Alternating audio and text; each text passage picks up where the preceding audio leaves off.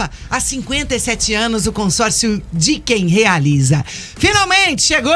Nosso correspondente, Rogério Scarione, estava acompanhando ao vivo a entrevista do executivo de futebol do Coritiba, Júnior Chávere. Scarione chega trazendo pra gente um apanhado geral das palavras, de tudo que foi debatido pelo Chávere na coletiva de hoje, inclusive a apresentação oficial dele para a imprensa, né, de Curitiba. Boa tarde, Rogério.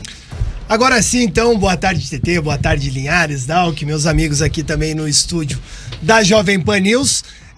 E acabamos de chegar do CT da Graciosa, onde o diretor executivo de futebol do Coritiba, Júnior Chávere, concedeu uma entrevista coletiva, a primeira dele após chegar ao Coxa, falando um pouco sobre o planejamento de 2024, também falou sobre o Marcelino Moreno, que nós falamos no bloco anterior. Ele explicou muito bem a situação do Marcelino Moreno, inclusive o Chávere, ele colocou a questão familiar, a questão pessoal do Marcelino Moreno, que pesa muito também nessa decisão do Coritiba por estar negociando o atleta. O Chávere, ele fez questão de frisar que em nenhum momento o Marcelino Moreno ele pressionou o Coritiba por uma liberação, mas que existiu, de certa forma, uma má adaptação da família do Marcelino Moreno a Curitiba. E por isso eles gostariam de voltar à sua terra natal. Tanto é que a esposa do Marcelino Moreno, ela sequer chegou a voltar de férias para o Brasil. Ela permaneceu na Argentina, né? O jogador,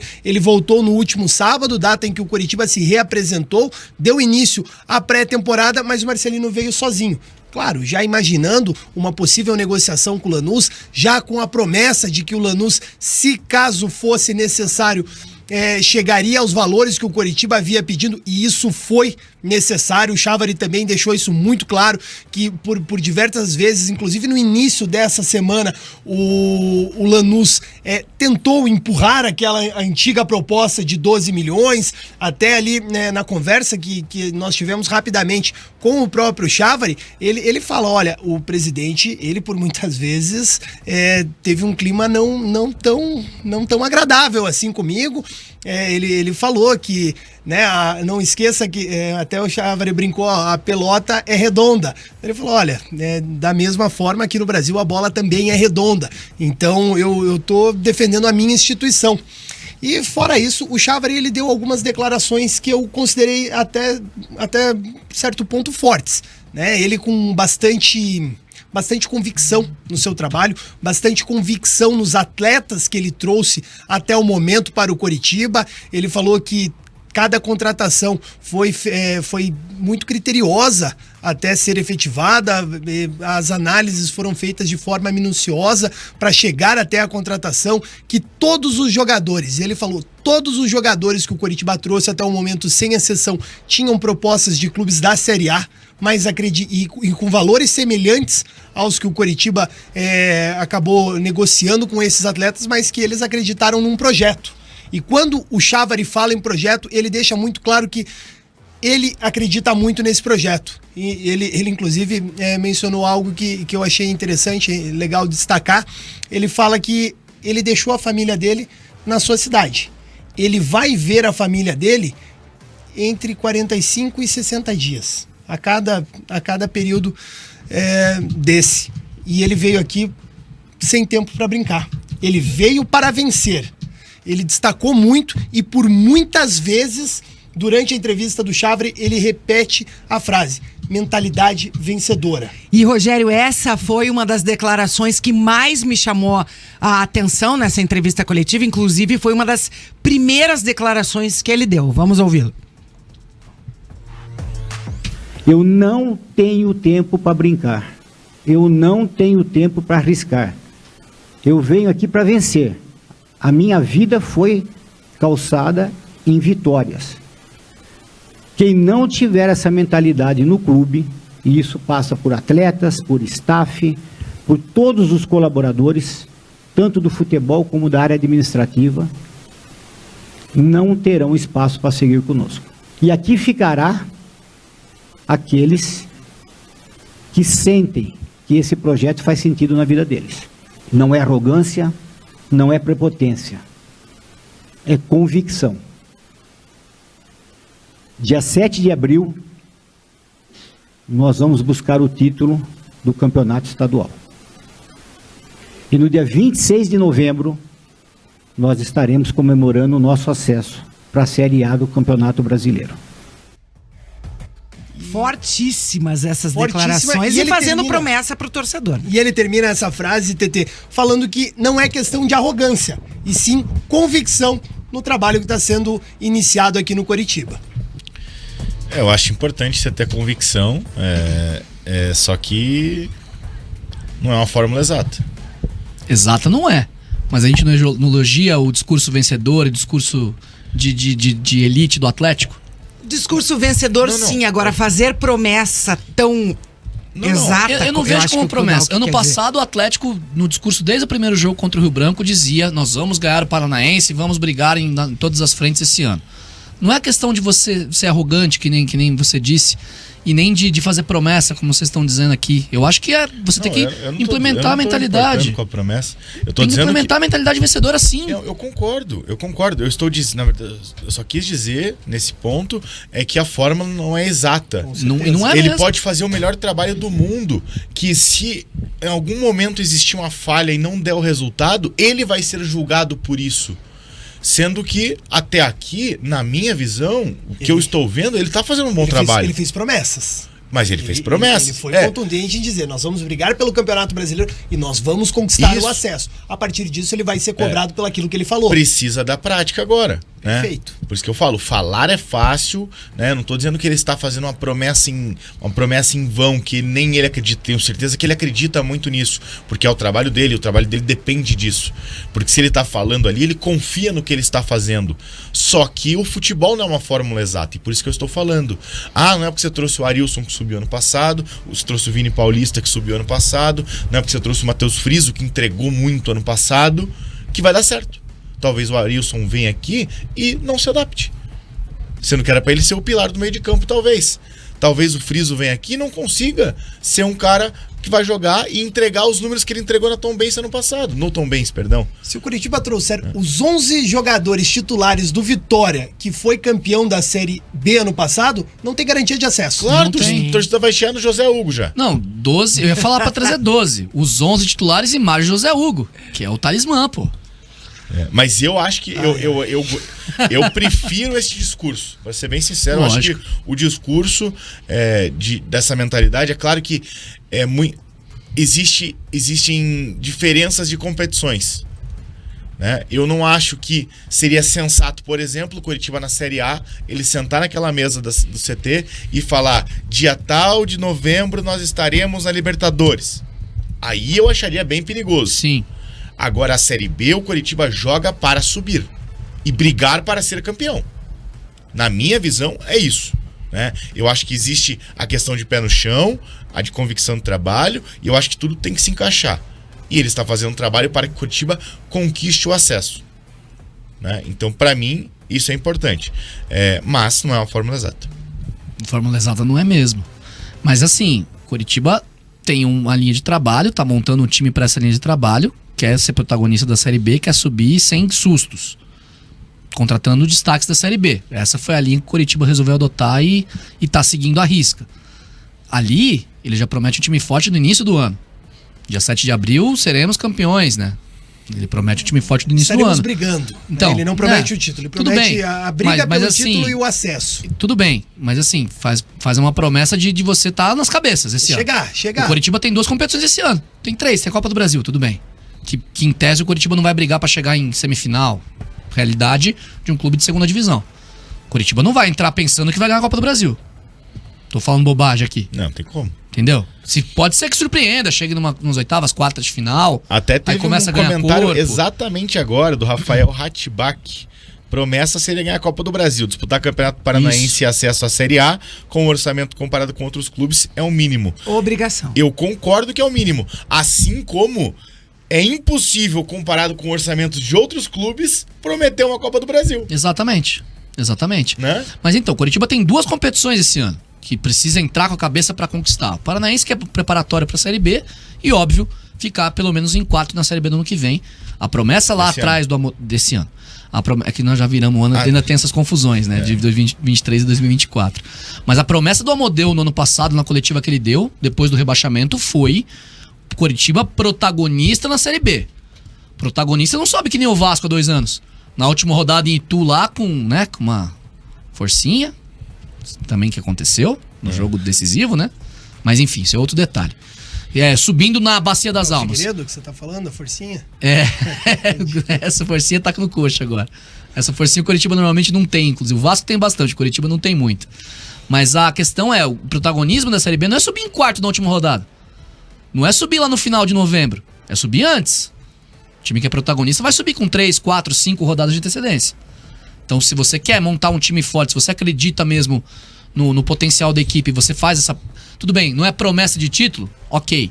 Mas é uma promessa de você estar nas cabeças, brigando lá em cima. Coritiba precisa agora demonstrar isso. É suficiente pelo que tem agora? A gente estava debatendo um pouco antes de você chegar. A Jana lembrou bem aqui que não dá pra pular a etapa de novo. Não dá. Perfeito. E não dá pra contratar um time novo pra Série B. Ela até citou que pra ela o discurso tinha que ser no final que deveria que o Coritiba quer subir e que vai fazer de tudo pra isso. Né? E não simplesmente chegar e prometer. Eu acho que é obrigação do Coritiba esse ano subir. Pra ser muito sincero. E até o André Barbosa complementa, mas tem que estar brigando no Paranaense pra não ficar de fora da Copa do Brasil do ano que vem. Também tem isso. E isso é bem importante, né? Porque agora não tem mais o ranking da CBF pra disputa da Copa do Brasil. Inclusive... O Santos tá fora. O Santos tá fora, né? Fora. Exatamente. Esse é um grande ponto. O Santos quase caiu no Paulista no passado. Sim. Né? Não ficou em 7º no Brasileiro, que seria o necessário. Caiu no Brasileiro, inclusive. Né? Então... Eu acho que precisa muito dessa seriedade. Acho que ainda precisa para esse início de Campeonato Paranaense de reforços, né? Principalmente com a saída do Moreno, o Coritiba precisa de um jogador para ser o titular da ponta esquerda. O Figueiredo ainda não é esse cara. Exatamente. Não acha que o Figueiredo vai chegar aqui e vai fazer que nem o Manga fez há 2 anos. E pela impressão que eu tive na fala do Chávari, ele vai ao mercado para contratar uma peça de reposição. Ele foi contundente ao dizer que o Coritiba não está com o elenco fechado. O Coritiba continua no mercado, está prospectando jogadores, existem negociações em andamento e o Coritiba vai continuar observando. Não só está, como vai continuar observando mesmo fora do período da janela de transferência. O Coritiba continua buscando em seu radar jogadores e contratações. Claro, mais pra frente ele precisa que sejam pontuais. Que eu citei aqui durante o programa e eu gostaria de saber de você, Rogério. Porque alguns anos atrás, né, até 2022, a gente teve aquela baboseira do camisa 10 é você, torcedor, né? E entregaram a 10 pro Moreno no começo do ano passado, né? Inclusive, essa foi uma informação minha de primeira mão, né? Que o Coritiba iria desaposentar a 10 e entregar pro Marcelino Moreno. Foi no início. Foi a primeira do bate-pronto, inclusive. Exatamente. Né? O primeiro furo do bate-pronto foi seu, é isso? O Coritiba vai manter a 10 para algum jogador, né? Eu espero. Não sei se algum jogador atual do elenco. Não, mas pode ser que contratem um cara pra vestir a 10. Parabéns, torcedor. O camisa 10 é você. Já foi descartada pelo clube. Não sei se o Matheus Friso vai herdar a camisa 10 porque vem pra posição. Mas se não, o Coritiba vai contratar um jogador que tenha ali... Até as palavras que eu utilizei na pergunta foi sobre uma referência técnica. Né? E ele falou, eu vou precisar buscar no mercado uma referência técnica. E aí ele vai buscar alguém que venha pro lugar do Moreno, mas a camisa 10 será ocupada por alguém. Pena que o Everton Ribeiro já fechou com o Bahia. Agora, Rogério, ele também deu declarações importantes com relação à situação do Aleph Manga, né? Ele falou sobre o Manga lá hoje. O Aleph Manga é aquilo que a gente já vinha falando há algum tempo por aqui, né? Você não consegue fazer um planejamento incluindo o Aleph Manga, pelo menos para essa primeira metade do ano, para esse primeiro semestre, já que o Manga retorna só a partir do mês de agosto. O Manga ele foi punido por 12 meses, primeiro pela CBF, depois a FIFA acabou também adotando essa punição para todos os atletas que acabaram sendo punidos pela operação penalidade máxima. Então o Manga ele continua sendo observado, né? Eles continuam sempre analisando ali a situação do Manga, tanto a parte comportamental, o quanto o Manga vem se cuidando, e vem se cuidando bastante, né? Inclusive nas redes sociais ele vem demonstrando isso e vem tentando aquela cavada pra ver se ele cai de novo nas graças da torcida. Ele tá deixando né? todo mundo ansioso. Ele agora tá jogando. Ele virou social media, né? Virou. Tá por aí, né? Pô, treinando sozinho na academia no Ano Novo. Daqui a Ele pouco é eu vou o- lá pra cedo no Ano Novo, mas aqui, tô sozinho aqui. O novo Você viu esse influencer vídeo? do Pô, tá Coritiba. louco. Não, eu vi que esses dias ele fez uma partida de videogame, né? Vamos convidar o Manga pra Curitiba contra Rogério, Cuiabá. traz Aham. o Manga no Bate-Pronto Curitiba. Olha, se ele, Traz ele se ele aqui. topar, tá mais do que convidado, né? E aí o Manga, ele tem, né, buscado esse elo com a torcida do Coritiba. Só que ele só pode voltar após agosto. Então até lá o Coritiba não pode fazer nenhum planejamento que tenha o Manga dentro do elenco. Ainda tem a chance de ter algum recurso, né? Não tem mais. Não Não. tem. Acabou Já porque foi- foi no Superior Tribunal de Justiça Desportiva. Isso, já foi Já a última acabou. instância. Já acabou. E Porque também. Então volta pra Série B, provavelmente. por conta da questão jurídica, da importância Segundo do turno. caso, já foi direto lá pra cima. E Aí ele já foi acabou. perguntado também, Scarione, com relação ao empréstimo possível do Caio César. Bom, ele falou bastante sobre atletas de base. Né? O que ele pensa sobre a base? Ele valoriza muito as categorias de base e não poderia ser diferente.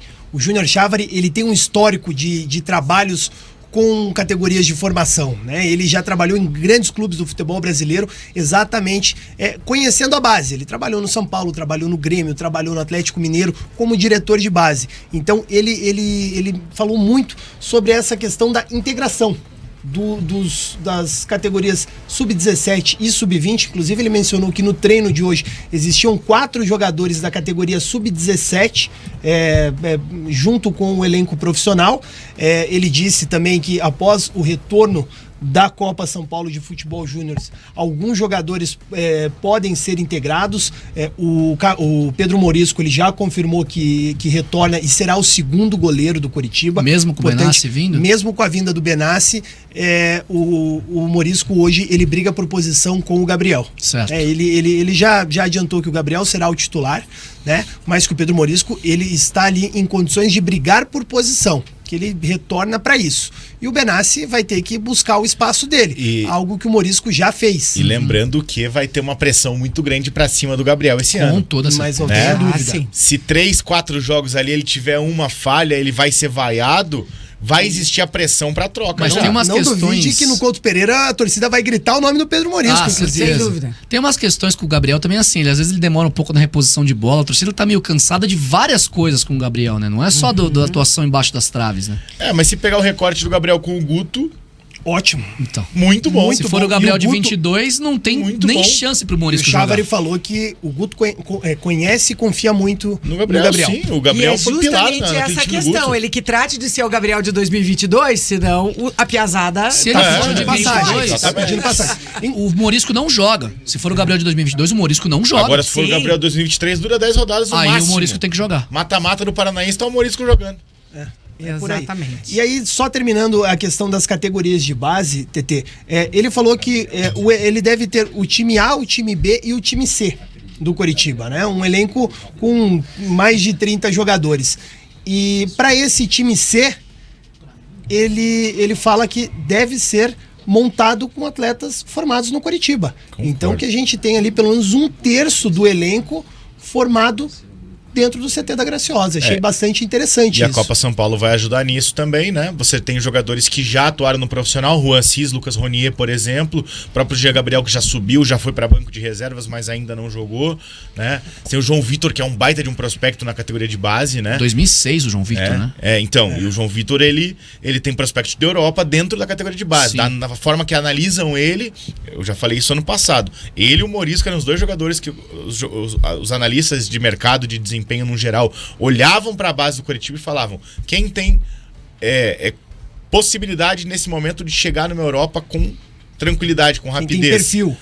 Morisco, João Vitor, são os dois, né? O Morisco já virou titular, inclusive na reta final do ano passado. Claro, vai ter que buscar sua vaga novamente, mas o João Vitor é um jogador que pode vir, apesar de ter 2 laterais esquerdos no elenco. Pode ser um terceiro, uma lesão de um Jamerson, de um Gelado, uma suspensão, ele pode ir para o banco de reservas em algum momento.